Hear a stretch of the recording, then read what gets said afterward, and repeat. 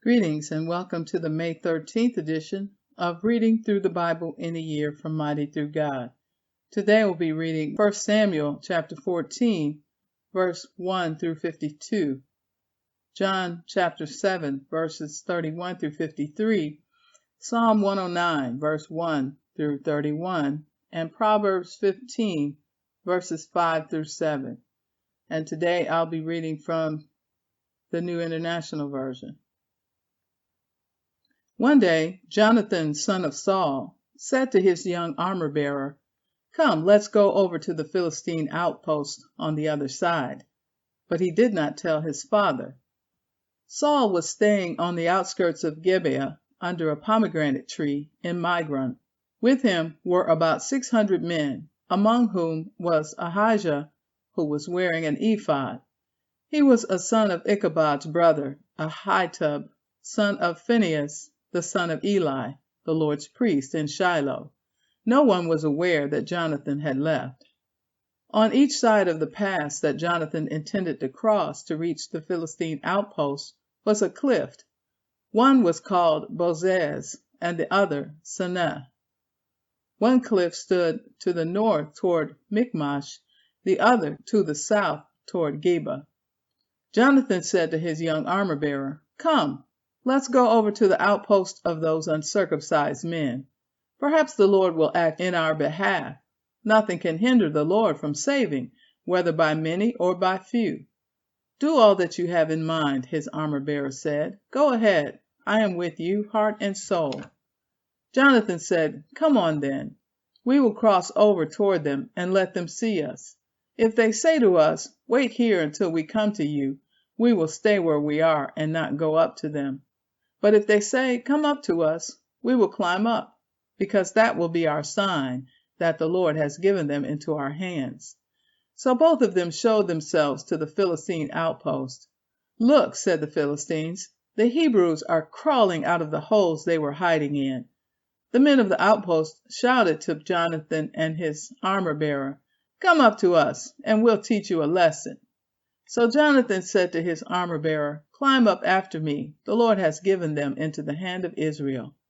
Jonathan climbed up, using his hands and feet, with his armor-bearer right behind him. The Philistines fell before Jonathan, and his armor-bearer followed and killed behind him. In that first attack, Jonathan and his armor-bearer killed some 20 men in an area of about half an acre. Then panic struck the whole army, those in the camp and field, and those in the outposts and raiding parties, and the ground shook. It was a panic sent by God. Saul's lookouts at Gibeah in Benjamin saw the army melting away in all directions. Then Saul said to the men who were with him, "Muster the forces and see who has left us." When they did, it was Jonathan and his armor-bearer who were not there. Saul said to Ahijah, "Bring the ark of the Lord." At that time it was with the Israelites. While Saul was talking to the priest, the tumult in the Philistine camp increased more and more. So Saul said to the priest, "Withdraw your hand." Then Saul and all his men assembled and went to the battle. They found the Philistines in total confusion, striking each other with their swords. Those Hebrews who had previously been with the Philistines and had gone up with them to their camp went over to the Israelites who were with Saul and Jonathan. When all the Israelites who had hidden in the hill country of Ephraim heard that the Philistines were on the run, they joined the battle in hot pursuit. So on that day the Lord saved Israel, and the battle moved on beyond Beth-aven. Now the Israelites were in distress that day, because Saul had bound the people under an oath, saying, "Cursed be anyone who eats food before evening comes, before I have avenged myself on my enemies." So none of the troops tasted food. The entire army entered the woods, and there was honey on the ground. When they went into the woods, they saw the honey oozing out, yet no one put his hand to his mouth, because they feared the oath. But Jonathan had not heard that his father had bound the people with the oath. So he reached out the end of the staff that was in his hand, and dipped it into the honeycomb. He raised his hand to his mouth, and his eyes brightened. Then one of the soldiers told him, Your father bound the army under a strict oath, saying, 'Cursed be anyone who eats food today.' That is why the men are faint." Jonathan said, "My father has made trouble for the country. See how my eyes brightened when I tasted a little bit of this honey. How much better it would have been if the men had eaten today some of the plunder they took from their enemies. Would not the slaughter of the Philistines have been even greater?" That day, after the Israelites had struck down the Philistines from Michmash to Aijalon, they were exhausted. They pounced on the plunder, and taking sheep, cattle, and calves, they butchered them on the ground and ate them, together with the blood. Then someone said to Saul, "Look, the men are sinning against the Lord by eating meat that has blood in it." "You have broken faith," he said. "Roll a large stone over here at once." Then he said, "Go out among the men and tell them, 'Each of you bring me your cattle and sheep and slaughter them here and eat them. Do not sin against the Lord by eating meat with blood still in it.'" So everyone brought his ox that night and slaughtered it there. Then Saul built an altar to the Lord. It was the first time he had done this. Saul said, "Let us go down and pursue the Philistines by night and plunder them till dawn, and let us not leave one of them alive." "Do whatever seems best to you," they replied. But the priest said, "Let us inquire of God here." So Saul asked God, "Shall I go down and pursue the Philistines? Will you give them into Israel's hands?" But God did not answer him that day. Saul therefore said, "Come here, all of you who are leaders of the army, and let us find out what sin has been committed today. As surely as the Lord who rescues Israel lives, even if the guilt lies with my son Jonathan, he must die." But not one of them said a word. Saul then said to all the Israelites, "You stand over there. I and Jonathan my son will stand over here." "Do what seems best to you," they replied. Then Saul prayed to the Lord, the God of Israel, "Why have you not answered your servant today? If the fault is in me or my son Jonathan, respond with Urim. But if the men of Israel are at fault, respond with Thummim." Jonathan and Saul were not taken by lot, and the men were cleared. Saul said, "Cast the lot between me and Jonathan my son." And Jonathan was taken. Then Saul said to Jonathan, "Tell me what you have done." So Jonathan told him, "I tasted a little honey with the end of my staff, and now I must die." Saul said, "May God deal with me, be it ever so severely, if you do not die, Jonathan." But the men said to Saul, "Should Jonathan die, he who has brought about this great deliverance in Israel? Never! As surely as the Lord lives, not a hair of his head will fall to the ground, for he did this today with God's help." So the men rescued Jonathan, and he was not put to death. Then Saul stopped pursuing the Philistines, and they withdrew to their own land. After Saul had assumed rule over Israel, he fought against their enemies on every side: Moab, the Ammonites, Edom, the kings of Zobah, and the Philistines. Wherever he turned, he inflicted punishment on them. He fought valiantly and defeated the Amalekites, delivering Israel from the hands of those who had plundered them.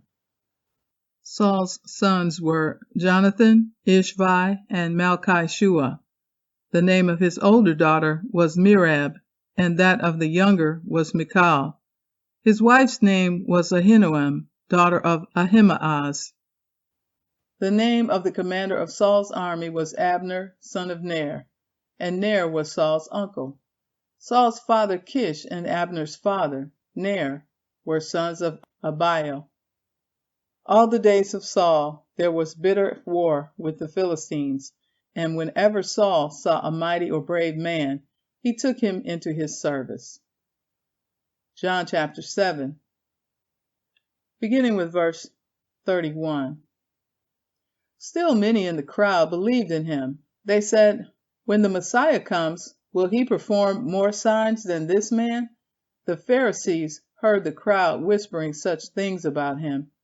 Then the chief priests and the Pharisees sent temple guards to arrest him. Jesus said, "I am with you for only a short time, and then I am going to the one who sent me. You will look for me, but you will not find me, and where I am, you cannot come." The Jews said to one another, "Where does this man intend to go that we cannot find him? Will he go where our people live, scattered among the Greeks, and teach the Greeks?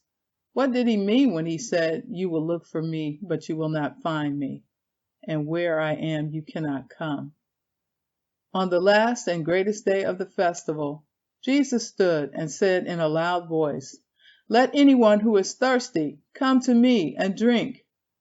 Whoever believes in me, as Scripture has said, rivers of living water will flow from within them." By this he meant the Spirit whom those who believed in him were later to receive. Up to that time, the Spirit had not been given, since Jesus had not yet been glorified. On hearing his words, some of the people said, "Surely this man is the prophet." Others said, "He is the Messiah." Still others asked, "How can Messiah come from Galilee? Does not Scripture say that Messiah will come from David's descendants and from Bethlehem, the town where David lived?" Thus the people were divided because of Jesus. Some wanted to seize him, but no one laid a hand on him. Finally, the temple guards went back to the chief priests and the Pharisees, who asked them, "Why didn't you bring him in?" "No one ever spoke the way this man does," the guard replied. "You mean he has deceived you also?" the Pharisees retorted. "Have any of the rulers or of the Pharisees believed in him? No. But this mob that knows nothing of the law, there is a curse on them." Nicodemus, who had gone to Jesus earlier and who was one of their own number, asked, "Does our law condemn a man without first hearing him to find out what he has been doing?" They replied, "Are you from Galilee too? Look into it, and you will find that a prophet does not come out of Galilee." Then they all went home. Psalm 109, a psalm of David. My God, whom I praise, do not remain silent, for people who are wicked and deceitful have opened their mouths against me. They have spoken against me with lying tongues. With words of hatred they surround me. They attack me without cause. In return for my friendship, they accuse me. But I am a man of prayer. They repay me evil for good and hatred for my friendship. Appoint someone evil to oppose my enemy. Let an accuser stand at his right hand. When he is tried, let him be found guilty, and may his prayers condemn him. May his days be few. May another take his place of leadership. May his children be fatherless, and his wife a widow. May his children be wandering beggars. May they be driven from their ruined homes. May a creditor seize all he has. May strangers plunder the fruits of his labor. May no one extend kindness to him, or take pity in his fatherless children. May his descendants be cut off, their names blotted out from the next generation. May the iniquity of his fathers be remembered before the Lord. May the sin of his mother never be blotted out. May their sins always remain before the Lord, that he may blot out their name from the earth. For he never thought of doing a kindness, but hounded to death the poor and the needy and the broken-hearted. He loved to pronounce a curse. May it come back on him. He found no pleasure in blessing. May it be far from him. He wore cursing as his garment. It entered into his body like water, into his bones like oil. May it be like a cloak wrapped about him, like a belt tied forever around him. May this be the Lord's payment to my accusers, to those who speak evil of me. But you, sovereign Lord, help me for your name's sake. Out of the goodness of your love, deliver me, for I am poor and needy, and my heart is wounded within me. I fade away like an evening shadow.